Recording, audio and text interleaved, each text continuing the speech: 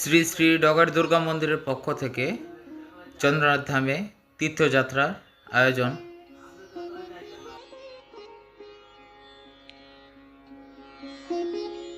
আমাদের যাত্রা শুরু আগের বছরের মতন এই বছর আবার নতুন করে। প্রথমে গেলাম ভৈরব মন্দির, না তোর দিকে। প্রথমে আমরা ব্যাসকুণ্ডে স্নান করার পর ভৈরব মন্দিরে গেলাম। তো এটা হচ্ছে সীতামায়ের মন্দির, আর ওই যে দূরে দেখা যায় সেটা হইছে রামকুণ্ড, লক্ষণকুণ্ড। তো এখানে মা সীতার কুণ্ড, এই যে ঠিক এই পাশে।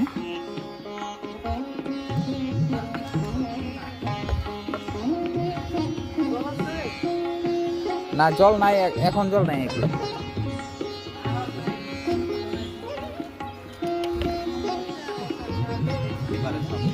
এটা সীতামায়ের কুণ্ড, শ্রী শ্রী সীতামায়ের স্নানের কুণ্ড,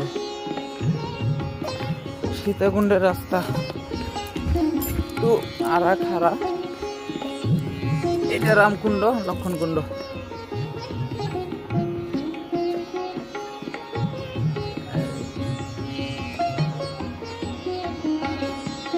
শ্রী রামচন্দ্র দাস জন্য এটা রামকুণ্ড, লক্ষণকুণ্ড।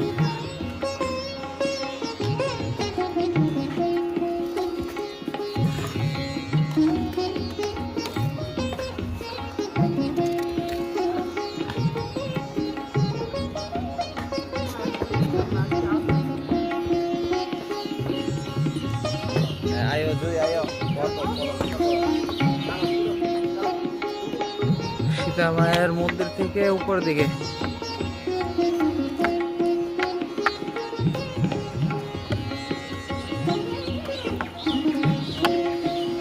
আমরা ওঠার সময় একটু দেরি হয়ে গেল।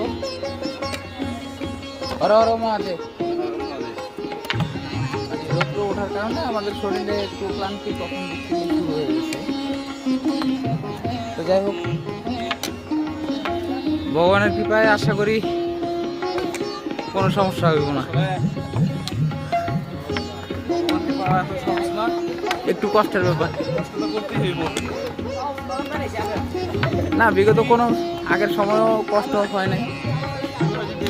কষ্ট করা যায়, হ্যাঁ, তাহলে আমাদের এই জায়গায় সার্থক। আচ্ছা, আমরা আগাই।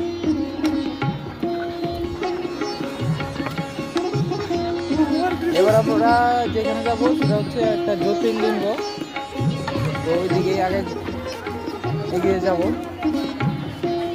তো আচ্ছা ঠিক আছে, সামনে আগে।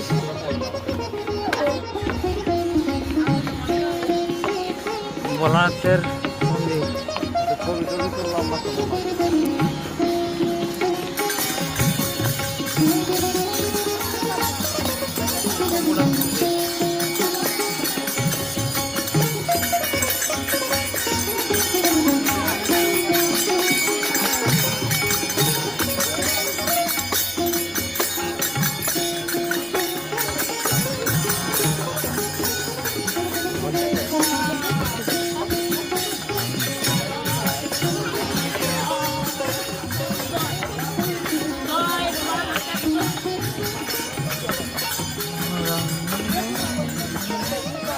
কাল হর, দুঃখ হর, দারিদ্র হর, রোগ হর, কষ্ট হর, হর পার্বতী, হর হর মহাদেব।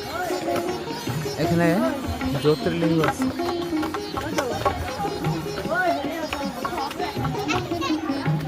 এটা মা ভবানীর মন্দির।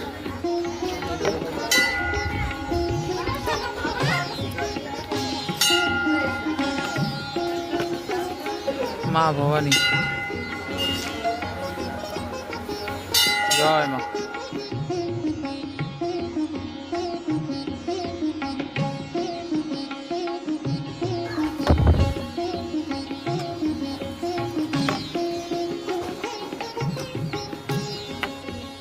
এখানেও মন্দির আছে, এখানে বাবার আসন।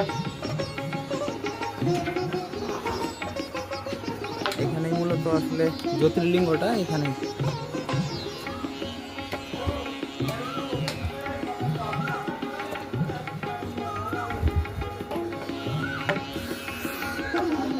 ভগবান শম্ভুনাথের জ্যোতির্লিঙ্গ মন্দির।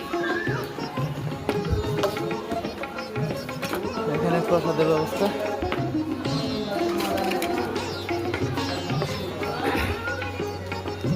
অনেক মন্দির আছে। এটা অন্নপূর্ণা মায়ের জল।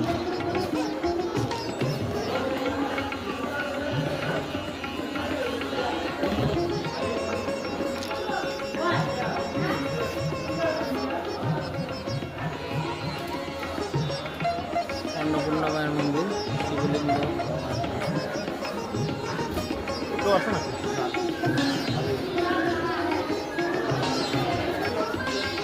এটা অন্নপূর্ণা মা।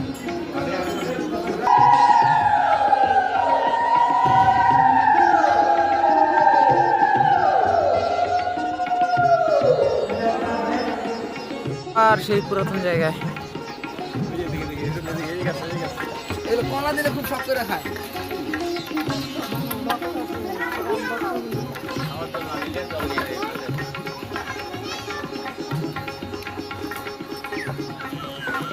হ্যাঁ ঠিক আছে।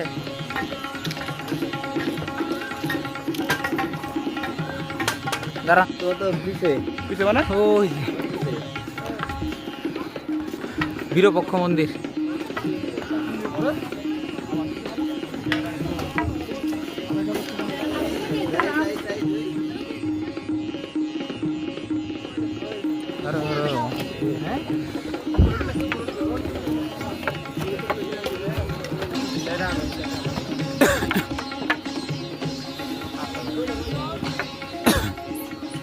মন্দিরে ওঠার রাস্তা।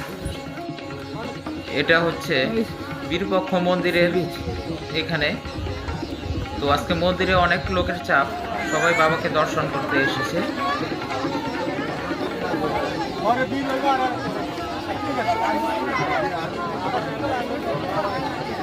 বিরুপক্ষে অনেক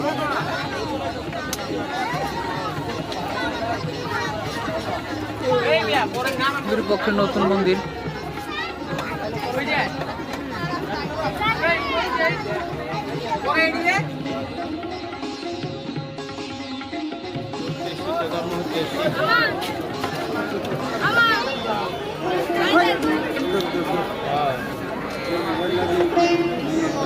মন্দির উপাসনালয় মসজিদের মোবাইল থেকে থাকে।